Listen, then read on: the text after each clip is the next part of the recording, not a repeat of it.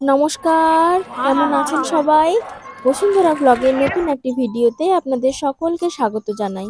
আজ সোমবার, আর দেখুন আজকে কিন্তু প্রচণ্ড পরিমাণে রৌদ্র উঠেছে।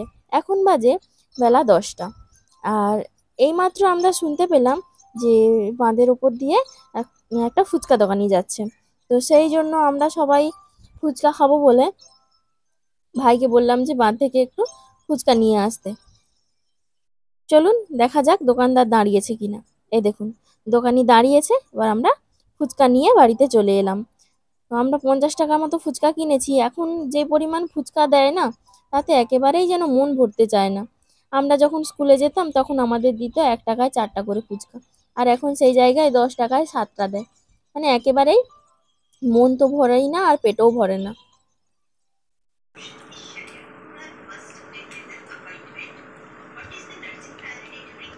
তুমি টক জল খাবো নি? কেন? কেন টক জল খাবো নি কেন? তুমি তো পছন্দ করো। কেন খাবো নি কেন? তোমাকে তো দাদা টক জল খেতে বলছে। কে গো? এই হাতটা সবসময় মুখের ভিতরে। চলুন এইবার একটু রান্নাঘর থেকে ঘুরিয়ে আনি।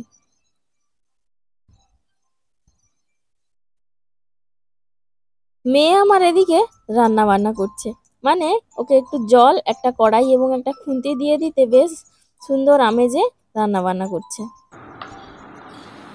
শুরু করো রান্না।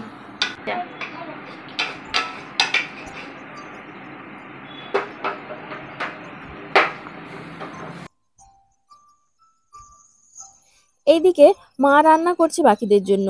এই উনুনটাতে হচ্ছে মা রান্না করে, মানে মায়ের গ্যাসে একেবারেই রান্না করে পোষায় না, সেই জন্য এই বাইরে যে উনুনটা তৈরি করা হয়েছে একটি টব দিয়ে, সেটাতেই রান্না বান্না করে। এই কি হবে জল? রান্না করবো, তুমি নিয়ে চলে যাও।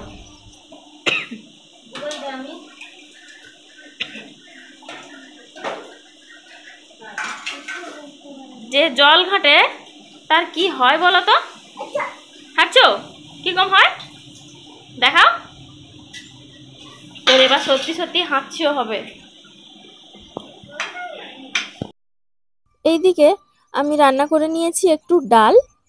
আমি গ্যাসে রান্না করেছি, আর মা হচ্ছে বাইরে একটু মশলাদার শাপলা বা শালুক রান্না করছে। ওই রান্নাটা খেতে মায়ের হাতে দারুণ লাগে।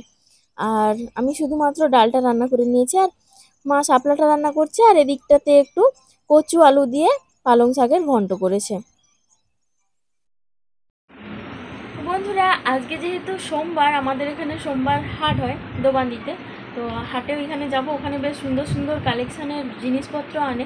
মানে এখানে যারা দোকানদার আসেন ওনারা সব রাধামণি থেকে জিনিসপত্র এনে ওখানে বিক্রি করেন, মানে জামা কাপড়ের দোকানের কথা বলছি।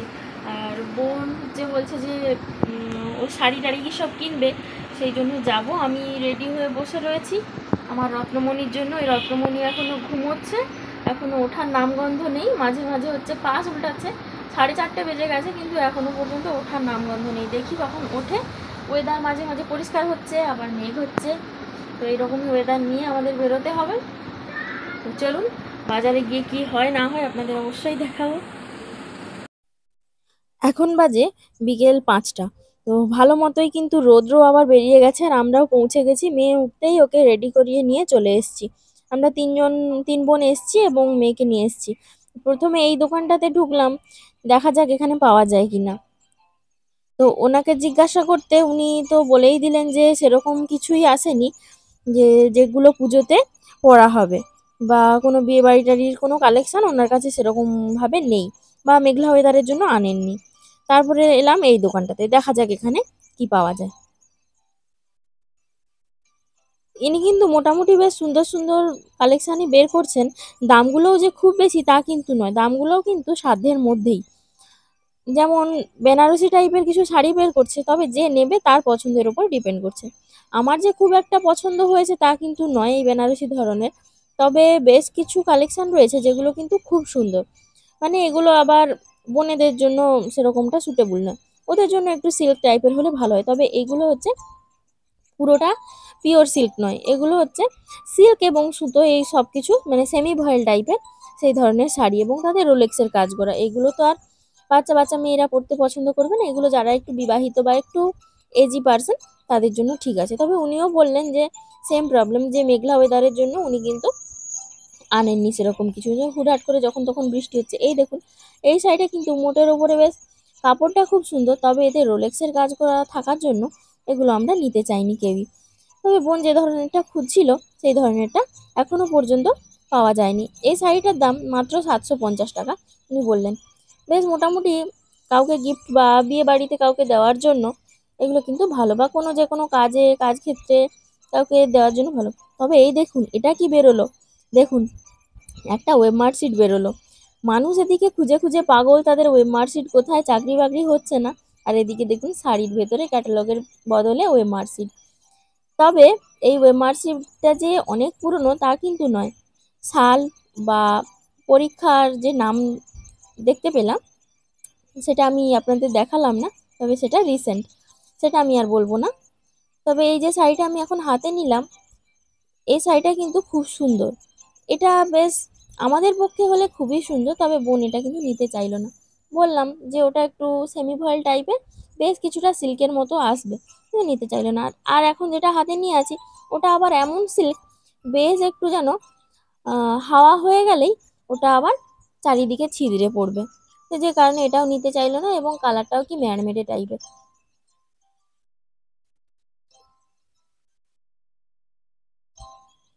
এই যে শাড়িটা আমি হাতে নিলাম, ওই শাড়িটা কিন্তু ওটার দাম বলছে যে 1150 টাকা। এই দেখুন এই শাড়িটা। আর এই যে সিল্কে যেটা নিলাম এটার দাম কিন্তু 750 টাকা। এটা খুব সুন্দর লাগছে, বলেই দিলাম যে আপনাদের যে খুব সুন্দর, কিন্তু ওটা ওর পছন্দ হলো না। এই দুটো শাড়ি পছন্দ হয়েছিল, এই শাড়িটা এবং একটা 1150 টাকার একটা শাড়ি আছে সেই শাড়িটা, তবে ওর সেটা পছন্দ হলো না। যাই হোক, পছন্দ না হলে কি আর করা যাবে। তো মোটামুটি ভাবে যে খুব একটা খারাপ কালেকশন আনেন বা কিছু সেরকমটা নয়, তবে বাচ্চা মেয়েদের জন্য বিয়ের কালেকশানে পরার মতো সেরকম কিছু না। তো বললাম মালবেরি শাড়িটা আছে কিনা, উনি সেম প্রবলেমই জানালেন যে উনি আজকে আনতে পারেননি, তবে পরের দিন হয়তো আনবেন। আমার ওই সবুজ রঙের শাড়িটি খুবই পছন্দ হয়েছিল। ওইটা হচ্ছে 1150 টাকার শাড়ি। দামটা সেরকম কোনো ফ্যাক্ট নয়, তবে আমি তো শাড়ি সেরকমভাবে পরতে পারি না, বা আমি সেরকমভাবে শাড়ি পরি না, সেই জন্য আর নিলাম না।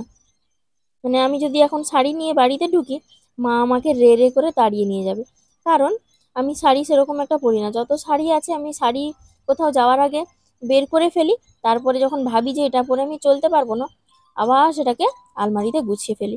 এইভাবেই আমার সমস্ত নতুন শাড়িগুলি নতুনই পড়ে আছে, পরা আর হয়ে ওঠে না কোনোদিনও।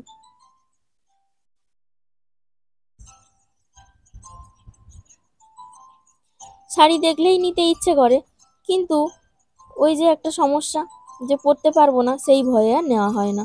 বাঙালি মেয়ে হয়ে শাড়ি পরতে পারি না বা পরে চলতে পারি না, এটা ভাবা বা বলাটাও অনেকটাই লজ্জার ব্যাপার। তবে কি করব বলুন, আমি তো সেরকমভাবে পরতে পারিও না, বা আমি কমফোর্টেবল ফিল করি না। তার উপরে আবার যদি থাকে কোলে একটি বাচ্চা, বাচ্চা নিয়ে কি আর শাড়ি পরে যাওয়া আসা সম্ভব হয় বলুন?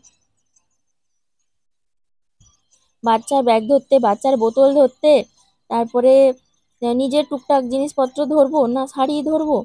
তো তারপরে এই দোকানে চলে এলাম, এই দোকান থেকে আমি একটা মেয়ের জন্য গামছা নিলাম।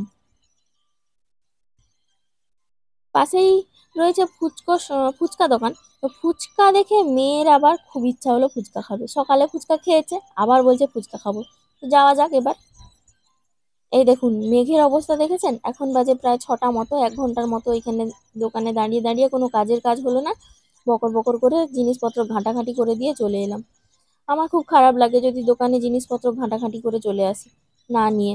এই হচ্ছে আমাদের ছোট্ট কংসাবতী নদী, তবে এই নদীটিকে দেখলে মনে হয় কি বলুন তো, সেই রূপনারায়ণ নদীর দেখার পর যারা এই নদী দেখবে তাদের মনে হবে এটা যেন ছোট্ট একটি খাল। আমার শ্বশুরবাড়ির লোকজনেরা যখন বিয়ে করাতে এসেছিল এখানে, সবাই বলেছিল খাল পেরিয়ে এসেছি। তো আমি বুঝতে পারিনি যে খাল কোনটা, পরে বুঝতে পারলাম যে ওদের ওখানে নদীটা দেখে, যে যারা ওই নদীটা দেখবে এই নদীটাকে তাদের খালই মনে হবে, কারণ সেই নদীর বিস্তার কত, আর এই নদী একেবারেই ছোট। এই হচ্ছে সাঁকো, সাঁকো পেরিয়ে এবার বাড়ি রওনা দেব। টুকিটাকি খাওয়া দাওয়ার কিনলাম, একটু গামছা, একটু ধূপের প্যাকেট, এইসব নিয়েই বাড়ি চলে যেতে হচ্ছে। যে যে জিনিসগুলো কিনতে গিয়েছিলাম সেই জিনিসগুলো তো কিছুই পেলাম না। কি আর করা যাবে, চলুন এবার আস্তে আস্তে করে বাড়ির দিকে রওনা দিই।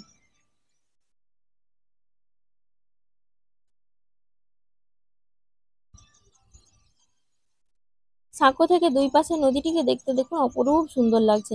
দুই পাশে একেবারে জঙ্গল, মাঝখান দিয়ে জল বয়ে চলছে। তো বন্ধুরা, আজকের ভিডিওটি এই পর্যন্ত। আপনাদের সাথে দেখা হবে খুব শীঘ্রই আমার পরবর্তী আরেকটি ভিডিওতে। আপনারা সবাই ভালো থাকবেন, সুস্থ থাকবেন, সাবধানে থাকবেন। ভিডিওটি কেমন লাগলো অবশ্যই জানাবেন। যদি ভালো লাগে একটি লাইক করে দেবেন। বন্ধুরা, আপনারা সবাই সুস্থ থাকবেন, ভালো থাকবেন, সাবধানে থাকবেন।